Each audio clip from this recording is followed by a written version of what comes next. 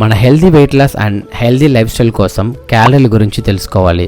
ఎనర్జీని క్యాలరీతో కొలుస్తారు. మనం తీసుకుంటున్న ఆహారం నుండి ఎంత ఎనర్జీ వస్తుంది అని క్యాలరీలో చెప్తాం.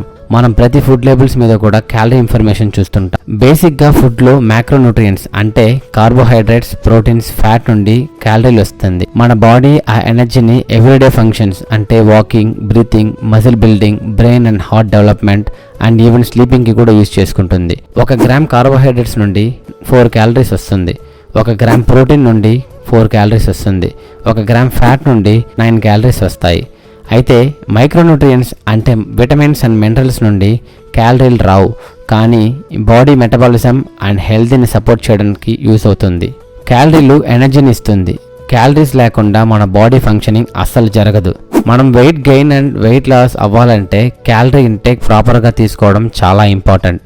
మన బాడీకి కావాల్సిన క్యాలరీస్ కంటే ఎక్కువ తీసుకున్నట్లయితే ఆ ఎక్స్ట్రా క్యాలరీలు బాడీలో ఫ్యాట్గా స్టోర్ అవుతుంది. అయితే మనం తక్కువ క్యాలరీస్ తీసుకుంటే బాడీలో స్టోర్ అయిన ఫ్యాట్ని ఎనర్జీగా తీసుకుంటుంది. కాబట్టి బాడీకి ఎంత క్యాలరీలు అవసరమో అంత తీసుకుంటే హెల్తీ వెయిట్ మెయింటైన్ చేయొచ్చు. ప్రోటీన్ నుండి వచ్చే క్యాలరీలు మజిల్ అండ్ టిష్యూస్ రిపేర్కి యూస్ అవుతుంది. కార్బ్స్ అండ్ ఫ్యాట్ నుండి వచ్చే క్యాలరీలు బ్రెయిన్ అండ్ హార్ట్ హెల్త్కి సపోర్ట్ అవుతుంది.